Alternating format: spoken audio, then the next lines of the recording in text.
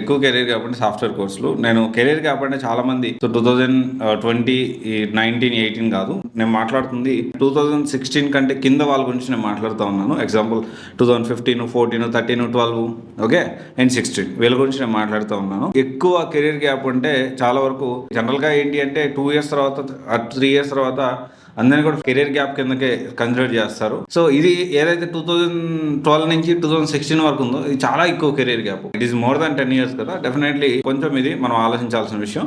So అయితే ఇక్కడ ఒక విషయం ఏంటి అంటే వీళ్ళందరికీ ఫ్రెషర్గా జాబ్ ఆపర్చునిటీస్ ఉంటాయా, ఫ్రెషర్గా జాబ్ వచ్చే ఛాన్సే లేదంటే ఫ్రెషర్గా జాబ్ వచ్చే ఛాన్స్ ఉంది కానీ చాలా చాలా తక్కువ ఛాన్స్ ఉంటుంది. అయితే మనం అర్థం చేసుకోవాలి. ఒకవేళ నేర్చుకోవాలి అనుకుంటే సో ఫస్ట్ మనం ఫోకస్ చేయాల్సిన కమ్యూనికేషన్ మీద. మంచి కమ్యూనికేషన్ ఉండాలి. అంతంత మాత్రం కమ్యూనికేషన్ ఉంది, అంతంత మాత్రం కోడింగ్ నేర్చుకోగలుగుతాను అంటే ఇంత ఎక్కువ కెరీర్ గ్యాప్ ఉండి అంతంత మాత్రం కమ్యూనికేషన్ ఉంది, అంతంత మాత్రం నేను కోడింగ్ నేర్చుకోగలుగుతాను, నాకు ఎక్కువ నేను ఫోకస్ చేయలేను, నేర్చుకోలేను అంటే మాత్రం ఐటీ ఇండస్ట్రీకి రావద్దు. 2012 నుంచి 16 వరకు ఎవరైతే ఉన్నారో వాళ్ళు ఐటీ ఇండస్ట్రీకి రావద్దు. ఇంకా ఆ తర్వాత ఇంకా అసలు మనం కన్సిడర్ చేయట్లేదు. అందుకే దాని గురించి నేను మాట్లాడట్లేదు. ఓకే, చాలా క్లారిటీ చెప్తా ఉన్నా.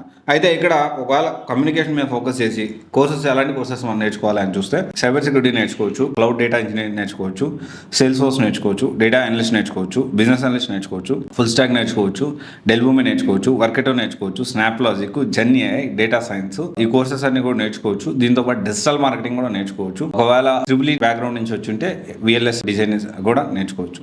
అయితే ఇక్కడ ఒకటే విషయం ఏంటి అంటే మనకి సూట్ అవుతుంది ఇప్పుడు మీరున్న ప్రజెంట్ కండిషన్కి, ప్రజెంట్ ఉన్న మార్కెట్కి మ్యాచ్ చేసుకుంటూ మనకి ఏ సూట్ అవుతుంది అనేది మీరు కొంచెం రీసెర్చ్ చేసి మీరు దానికి సంబంధించి మీరు కోర్స్ తీసుకోవాల్సిన అవసరం ఉంటుంది. సో అండ్ ఫ్రెషర్గా అయితే చాలా తక్కువ పాసిబిలిటీస్ ఉంటాయి. ఒకవేళ ఫ్రెష్గా లేదు, నేను ఎక్స్పీరియన్స్ వెళ్ళాలనుకోవట్లేదు, కేవలం ఫ్రెష్గా వెళ్ళాలనుకుంటున్నాను అంటే పీజీ ఇన్ డిప్లొమా ప్లాన్ చేసుకోవాల్సి ఉంటుంది. Okay, PG in diploma multiple universities provide చేస్తూ ఉన్నాయి ఆన్లైన్లో. అది ప్లాన్ చేసుకుంటే ఒక 10 to 20% వరకు పాసిబిలిటీ ఉంటుంది. సో బట్ సాధ్యమైనంత వరకు ఒకటే గుర్తుపెట్టుకోండి, వేరే ఆల్టర్నేట్ రిసోర్సెస్ ఉంటే చూసుకోండి. కానీ ఇంత కెరీర్ గ్యాప్ ఉండి ఈ అంటే 2011, 10 అసలు వాళ్ళ గురించి అసలు మాట్లాడద్దు. ఎందుకంటే ఇట్స్ ఆల్మోస్ట్ 15 years అవుతుంది కదా. ఇప్పుడు ఎగ్జాంపుల్ 2010 అనుకోండి, సో ఆల్మోస్ట్ 15 years. ఇప్పుడు మళ్ళీ నెక్స్ట్ ఇయర్ వస్తుంది 16 years వస్తుంది. సో ఇంత కెరీర్ గ్యాప్ వచ్చి ఐటీలోకి రావడానికి అవకాశం ఉందా అంటే చాలా చాలా తక్కువ ఉంది. మ్యాక్సిమం 5% అనుకోండి. సో అందుకని మీరు బెటర్ ఇంకొకవేళ జాయిన్ అయినా మహా అయితే ఇంకో 10 years చేయగలుగుతారు, ఒక 10 years. ఎందుకంటే ఒక 35-40 మధ్యలో ఉంటారు మీరు. సో ఇప్పుడు ఇంకొక అంటే ఆల్మోస్ట్ సాఫ్ట్వేర్ కెరీరే 40-45 తర్వాత చాలా టఫ్ అయిపోతూ ఉంది. సో ఈ బేసిక్ నుంచి కెరీర్ బిల్డ్ చేసుకున్న వాళ్ళు డెఫినెట్లీ వాళ్ళు కొంత ఎక్స్పీరియన్స్ ఉంటుంది కాబట్టి బేసిక్ రూట్ లెవెల్ నుంచి వాళ్ళు స్టెప్ బై స్టెప్ ఎదుర్కొంటూ వచ్చారు కాబట్టి సో వాళ్ళు కొంచెం సర్వైవల్ అవ్వడానికి ఛాన్స్ ఉంటుంది. సో ఇప్పుడు మనం అన్ని సంవత్సరాలు వేరే వేరే వర్క్ చేస్తూ, నాన్ ఐటీ చేస్తూ, లేకపోతే గవర్నమెంట్ జాబ్ ప్రిపేర్ అవుతూ, ఇంకోటి చేస్తూ బిజినెస్లు చేస్తూ సడన్గా నేను ఐటీలోకి రావాలంటే మాత్రం కరెక్ట్ కాదు. ఒకసారి ఆలోచించండి.